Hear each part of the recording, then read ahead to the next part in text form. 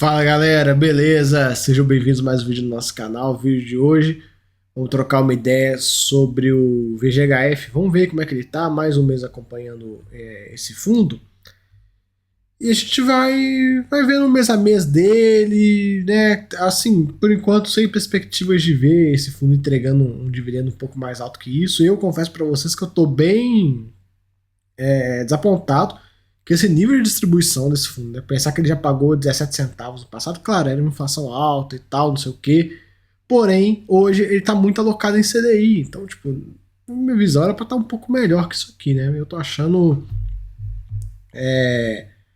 bem baixo, né? Bem baixo, assim, enfim. Né? Eu sempre falei que eu não gostava de hedge fund, que não era a pegada que eu achava legal de carteira, não via nada demais. E, assim, pelo menos até então, nesse curto espaço de tempo, né? Não mostrou nada demais, né? Não mostrou nada demais, muito pelo contrário. Enfim, fundo aí alocado, um dos pontos que eu gosto, né? É eles têm 93 diferentes ativos, isso é bom, uma diversificação legal.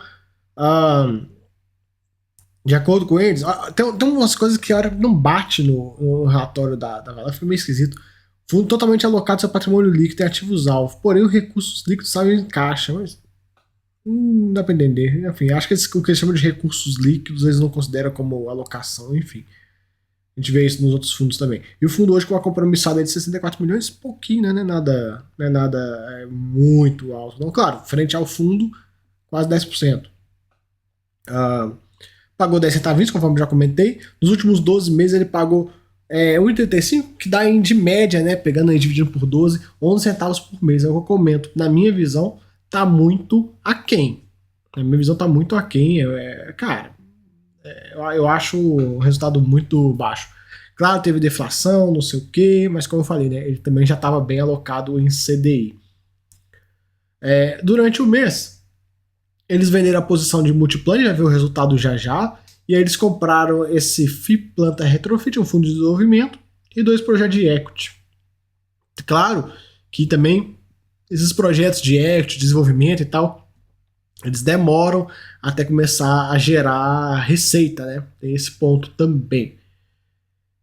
Fundo com um número de cotistas gigantesco, né? Quase 300 mil cotistas, tá indo forte, né? Cresce pra caramba, liquidez de 2 milhões no mês aí. Carteira dele, muito focada em CDI, a gente vai ver lá embaixo, bem diversificada, tem CRI, tem FDIC, tem fundo imobiliário, tem um pouco de ação e um pouco de SPE, né? A gente vê hoje o fundo rodando com 8,5 de alavancagem aí, que é as compromissadas. Aqui, ó, a gente consegue ver no resultado aqui do fundo no mês, a gente vê uma receita de quase 9 milhões de reais, sendo que no mês, né, ele fez aí com giro de fundo imobiliário e giro de ação algo próximo de 700 mil, né? 740 mil. Quase que um pouco menos de 10% do resultado total veio de giro. Conseguiu até fazer um girinho, né? Conseguiu fazer um girinho. Claro que tá difícil para fazer giro e tal. Em relação a janeiro e dezembro, foi um baita de um giro. E em relação aos últimos 12 meses também é um giro considerável. Aí eu fico pensando, né? Eu já tinha comentado com vocês em outros vídeos que esse fundo estava distribuindo um pouquinho mais do que estava tendo de resultado. E aí, nesse mês, ele faz esse giro todo para conseguir manter esse resultado. E aí, qual que é o caminho do VGHF? O que vocês acham, né? Quem assiste os outros vídeos e tal. É esse fundo manter 10 centavos ou esse fundo cair, sei lá, para 9 centavos? O que vocês conseguem ver? Qual que é o horizonte? Qual que é a expectativa? Deixa aí um comentário para mim. Qual a sua expectativa de distribuição do VGHF para os próximos meses? Se é melhorar, né, e 11, 12, 13 centavos, ou se é piorar, caindo 9, 8 centavos, enfim. Eu não acredito que chegue a 8 centavos, mas os 9 eu acho bem palpável, assim, de acontecer. Não acho nada absurdo. Até porque, como eu falei, né,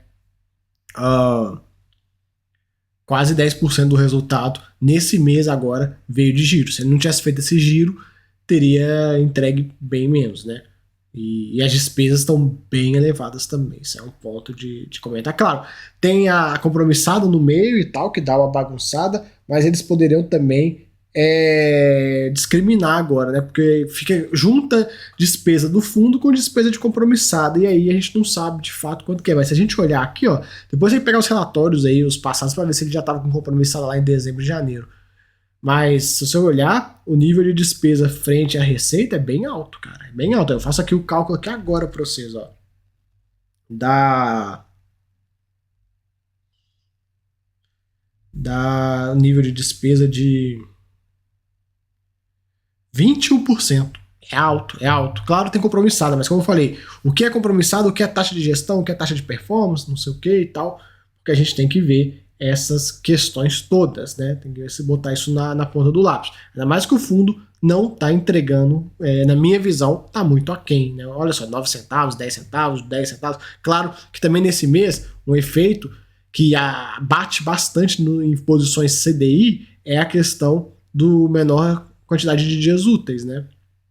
Esse é um ponto também que a gente tem que colocar aí na conta. Mas, de toda forma, na minha visão, né, se ficar nesse patamar de 9, 10, 11 centavos, eu acho, na minha visão, muito pouco, né? Muito pouco para um fundo que, se a gente olhar aqui, ó, se a gente olhar, cadê?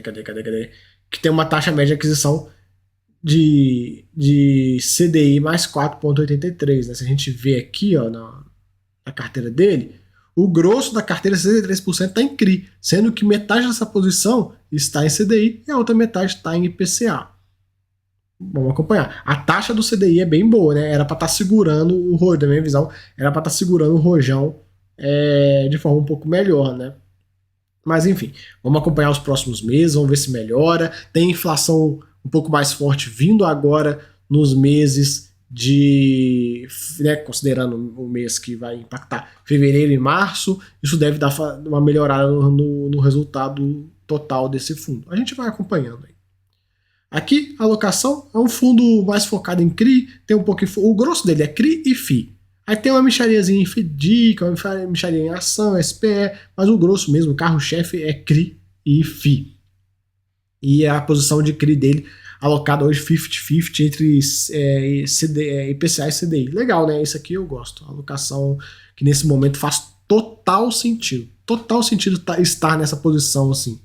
Porque a gente tem um cenário de Selic alta, e vocês estão assistindo esse vídeo dia 2 ou 3, eu estou gravando dia 19, nem vi a reunião do Copom, mas certamente a Selic se manteve no patamar que está atual.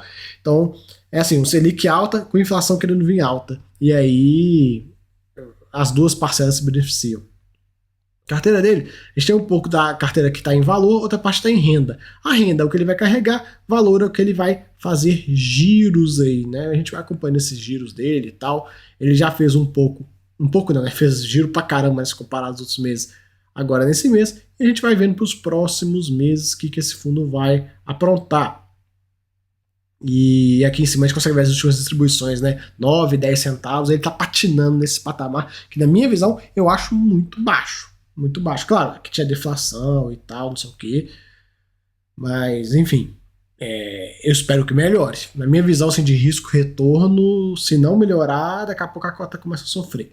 Aqui as movimentações, ele vendeu um pouco de Multiplan, fez essas compras aqui, né? Então ele pegou o dinheiro de Multiplan e despejou para outras alocações.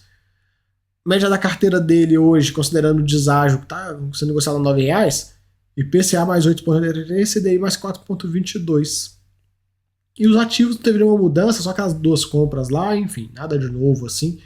A gente vai acompanhando aí o VGHF, a evolução dele, vamos ver se ele, né, melhora um pouco essa distribuição. Pensar que no passado esse fundo pagava 17 cents, claro, inflação alta pra caramba e tal, não sei o quê. Mas, de toda forma, eu acho que o cotista que entrou lá atrás, né, não deve estar muito feliz.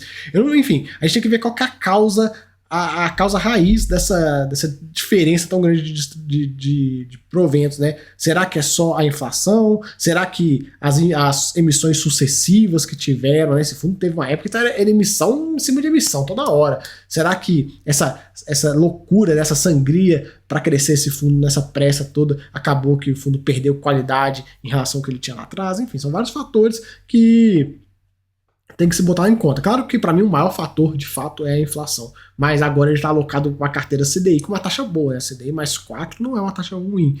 Então assim, a gente vai acompanhando, beleza? Fica aí o vídeo do VGHF, espero que você tenha gostado. Se gostou, se inscreve no canal. Se você quer vídeos exclusivos com leitura de mercado, e aí, para onde que vai agora com a Selic desse patamar atual? Para onde é que vai com os juros lá fora? Como é que isso impacta no nosso fundo imobiliário? E aí, vai ter tributação, não vai ter tributação? O que você vai fazer no momento de tributação? Lá na área de memes eu gravo esse tipo de vídeo, beleza? Valeu aí, até a próxima, fui!